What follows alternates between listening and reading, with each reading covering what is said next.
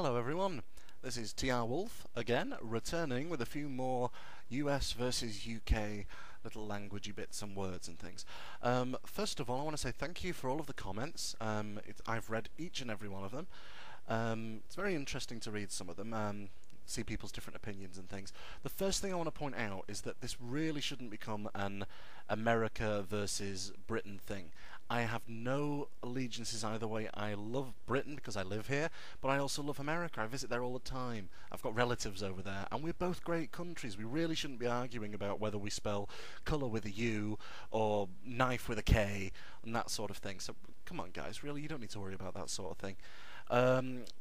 I've also been looking at some of the comments and seeing what you think I've missed and what I should point out, and so I thought I'd add those into this little thing here. First of all, just to deal with a previous one, is realtor. Now, I understand that in what we call estate agents in America is called real estate, and I understand that. But what I can't understand is literally the word realtor. It doesn't make any sense. Why realtor? Why not real estate agent or something like that? But don't worry, I know what it is. It's okay. But apparently, a few other Brits also didn't understand what the word realtor meant when it was used in different films and things. So at least I've cleared that up for you. One of the other things brought up is the sidewalk. When Americans refer to the sidewalk, the British are referring to what we call the pavement, which is literally the concrete walkway either side of the road. Easy. Another one is the letter Z or the letter Z. They both start with the same letter, so it doesn't really matter, but Americans tend to say Z and the British will say Z. Except in Power Rangers, where the character who had a Z in their name was called Lord Z. I don't know that sort of thing normally, let's just move past that. Another thing is trainers. If you hear about a British person saying they've got a pair of trainers, Americans, they're basically saying they've got a new pair of sneakers. But the other little things, I think, spellings and things like arse versus ass, they're the same thing, except in Britain an ass is a donkey, like it would be anywhere else, but the word arse means your posterior, as it were. But things like spelling colour with a U and sulphur with an F and things like this, it really doesn't matter. It doesn't matter if America might feel they're improving the language, Britain might be saying, oh, that's terrible, you've changed our language. I don't give a toss, to be honest. There's another British slang, I don't give a toss, meaning I don't give a damn. It's the same thing. We know what it means. If you spell colour with a U or without a U, we know what it means, don't we? So there's no need to have a little argument. Another one, which I'm not sure about really, is the word movie. In Britain we tend to say a film, and in America you'd say a movie, but in the past 10 years or something, the word movie is used in the UK all the time. Now an interesting one is a bum. In America, if you say a bum, you're referring to like a homeless person. In the UK, your bum is your backside. However, if in the UK you say a tramp is what we'd call a homeless person, but in America, a tramp is like a whore. So try not to get those confused when talking about various people. Another one is pants. In America, pants are generally used for the word what we'd call trousers. I know Americans tend to use trousers as well, but they more often will use pants and apparently slacks. Never quite understood that one. In the UK, we tend to say trousers, but if we say pants, we're generally referring to underwear. I, however, just to be a little bit awkward, I personally tend to call trousers pants, so maybe maybe I'm American at heart, who knows, I'm certainly fat enough. Kidding. Another one, lifts. If someone's getting into a lift, they're getting into what Americans would call an elevator, which they're both the same word, to elevate, to lift, equally forgetting that you have to lower again. Another one is the pronunciation of certain hard words. The word lever in America is said as lever, and the word leisure in the UK is said as leisure. I'm not sure why, in all honesty, but if you watch the film V for Vendetta, it drives a lot of British people insane when a character says, "Step away from that lever," and all the British people are going, "No, it's lever, don't say that." But, oh well. Spotted dick. I know you all love that one. I've been enlightened. and by an American as well, which is quite nice. Apparently, yes, it is. We know it's a steamed pudding. It's called spotted because of the fruit in it, the raisins and things.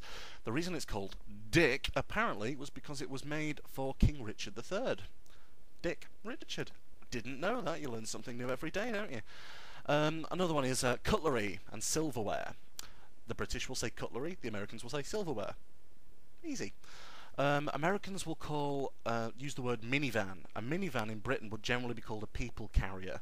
If you were to refer to a minivan in the UK, you'd get the sort of thing that a UPS person would come in, a van. What else? I might have covered this in my previous video, but autumn in the UK is referred to as fall quite a lot in America, probably because of the leaves falling and all. In the UK now, common one that Americans might start to hear about in the UK is the word chav.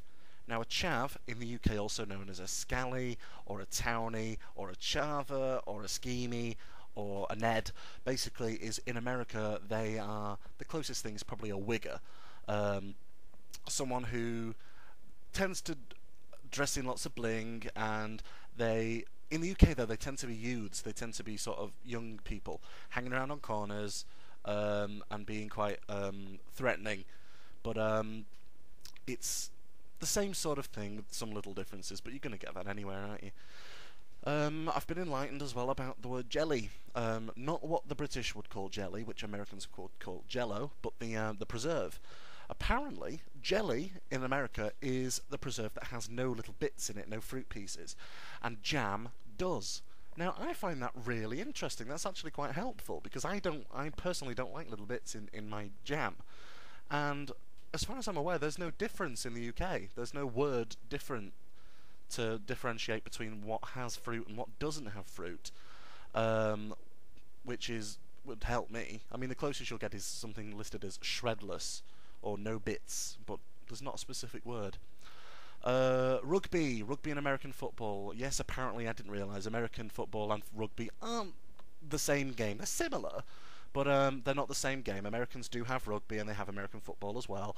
I'm not a big sports fan, so I really couldn't say, to be honest. Ask me about musicals, I'm your man. Okay. I mentioned candy floss in the previous video, cotton candy. Candy in America, the British will call sweets. If you're going for some candy, you're going for some sweets, unless it's chocolate, in which case we call it chocolate, but all of that comes under candy in America. Another one, in the word saran wrap, which apparently also in places like Australia is called glad wrap. In the UK we call it cling film. I don't know, they're all odd, but we know what it is, you wrap stuff in it. In the UK, what Americans call a trash can or a garbage can is generally in the UK called a bin. What you throw your garbage into, throw your rubbish into, it's a bin. The only difference is in the UK, I'm not sure what the Americans call these, please feel free to enlighten me, but in the UK we use the word wheelie bin, which is literally those big plastic bins, big plastic garbage cans that have wheels on the bottom. We call them wheelie bins because we have them for things like recycling, and for our main sort of garbage as well. What else have we got? A pram. Well, you don't really use prams anymore in the UK, they're quite old-fashioned. We tend to have buggies now, which in America are called strollers. Also, this is the best one, I personally think. If you work in a hotel, or if you've ever been in a hotel and you see British people looking very confused trying to find their room, it's because what Americans call the first floor, the British call the ground floor. So when a British person's been told that their room is on the first floor, they've gone up to what Americans would call the second floor, literally the first floor above ground level. And so they're wandering around trying to find their room, not realising they're on the wrong floor. So basically in the UK, the ground floor is what Americans would call the first floor. What else have we got? The word dodgy. In the UK, if someone says something is dodgy, in America apparently the word sketchy is used. So something's a bit sketchy, you know, it's a little bit dodgy. Someone mentioned when they read Harry Potter, they were confused about terminology that was used when someone apparently was wearing a jumper, and they were very confused, this American person, because a jumper in the UK is what Americans would call a sweater. I actually don't know why. A sweater seems to make more sense because it's, I imagine you'd sweat more. I don't know why it's called a jumper though. And the last one for now I will leave you with is a lovely one. It's wanking. Wanking, because a few people did ask, is British slang for masturbation. But if you call someone a wanker, it's like calling, it's just a vulgar name. It's like calling someone an asshole or an asshole.